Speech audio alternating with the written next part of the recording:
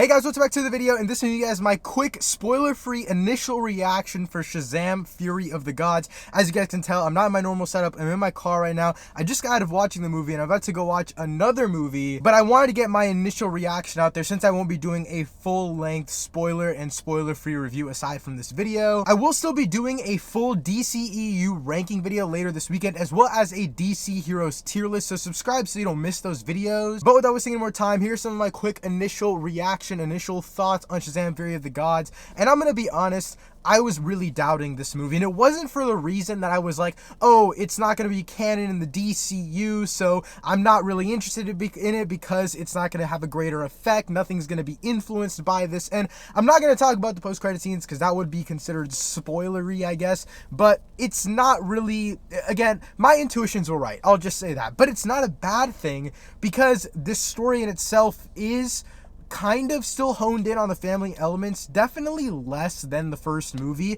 and that's kind of where my issues come in, because the first Shazam movie was unique in the sense that it was still feeling like a generic comic book movie, and for people that are feeling comic book movie fatigue, even Shazam 1 and Shazam! Fury of the Gods aren't anything special. They are just classic comic book movies, but that's what I personally enjoy because I'm not feeling comic book movie fatigue. You guys can look at the history of this channel, whatever comic book projects are coming out, Marvel, DC, Invincible, The Boys, whatever it may be, even if it's not big IP, I will still watch it because that's what I like. I like superheroes, I like action, and I like when you can implement family and heart into it well enough, and this movie does just that.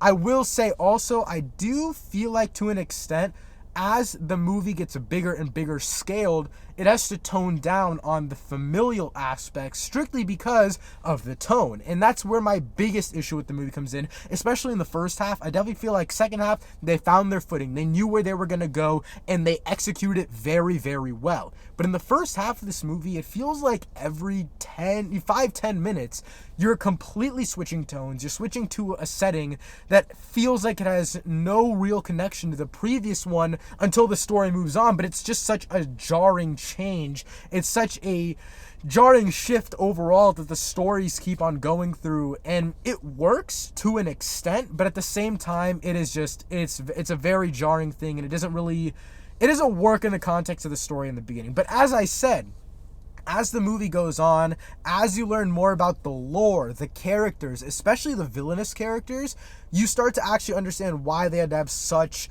drastic tonal shifts. And if it wasn't for them doing it in the very beginning, I feel like the second half would have been a lot more all over the place. And I think as a whole, this movie isn't spectacular, even though I think the first Shazam, though it's simpler, it's not as world-ending, and individual elements of Fury of the Gods are better than Shazam as a whole.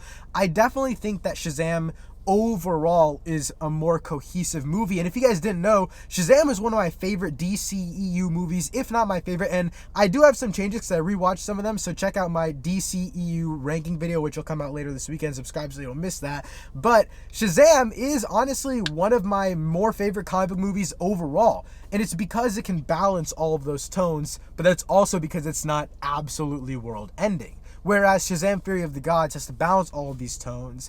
And I think also that kind of goes into the acting, because the actors and actresses aren't given much in regards to what they can kind of bring to their performance, the uniqueness that they can have, because the movie is so all over the place. The movie has so many things it needs to accomplish, so much lore that it needs to introduce, and additionally, it needs to take what it had from the first movie, expand not only the comedy, the familial aspects, but again, introduce the crazy mythological lore, these wild, huge scale characters, and some of the times, it just feels like it's doing way too much, and it makes sense why they wanted it to be such a big thing, because the Black Adam / Shazam mythology is huge, and it really, really has a big connective tissue, which isn't necessarily explored here in regards to connecting to like Black Adam and that kind of stuff, and I see why they didn't do that, because look at Black Adam, look how that turned out. And I will say, Black Adam, I guess that's kind of an initial comparison because that was the last DCEU movie before this.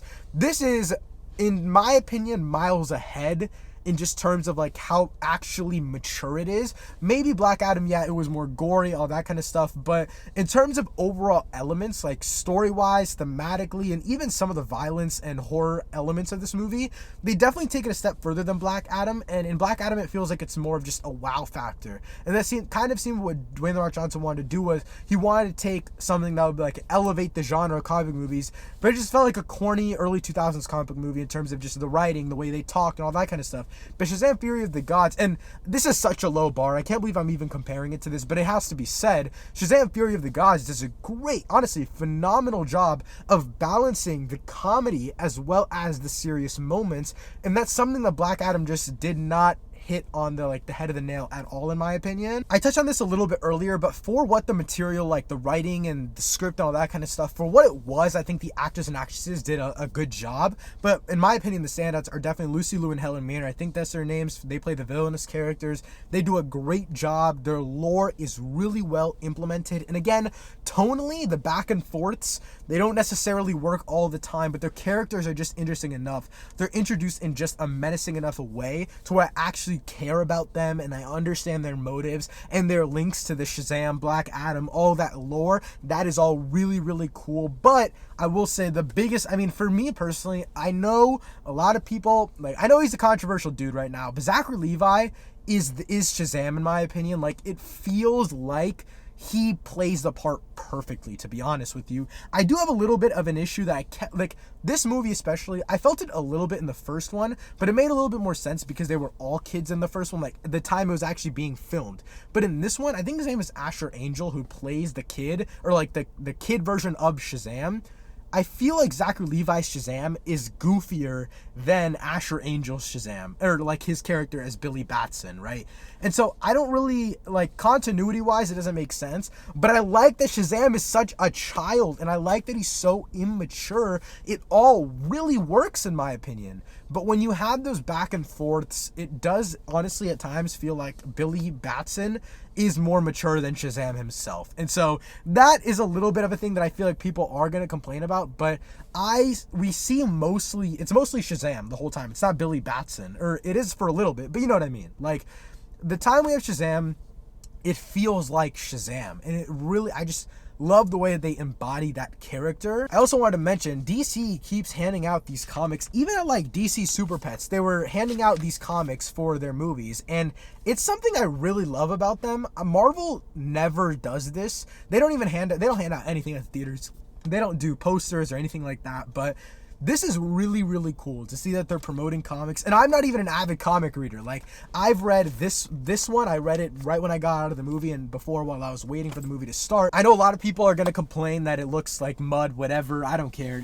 I really liked how this movie looked. I think there's moments in which it doesn't look that great and you can tell where the budget went to, but for the most part, it's visually just like the first Shazam movie. There's one shot that is like in the final battle where you can tell they went full CG double on Zachary Levi. It was like this big punch moment. It looked cool. It looked dope as shit, but like you could definitely tell that was CG. But other than that, I mean, you couldn't tell for a lot of things. It's big, mythical explosions. Like, to be honest, this is what kid me wanted to see in theaters. When I was little, I used to go to the movies with my mom. Anytime there was a big release, my mom and I would go watch the big superhero movie. And when I would love this, I would really love this movie, and I do. And I think maybe, if, like I said in the very beginning of this video, I'm not feeling comic book movie fatigue. I am here. I am seated for every one of these.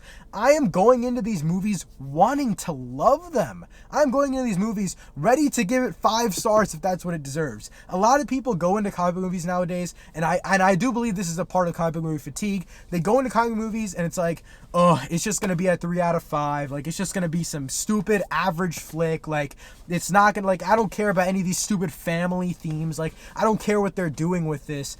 But I go into it like, I want a great fucking movie. Like, I would just want to have fun. And that's what this movie is giving to me. And that's why I love it. But anyways, I really enjoyed this movie. Not top tier cinema by any means, but still such a fun time in theaters. Again, go watch this movie. Check it out for yourself. And let me know what you think about it in the comments down below. And stay tuned for my full DCEU ranking, as well as DC Heroes tier list videos coming out later this weekend. Thank you so much for watching. I'll see you next time. Peace.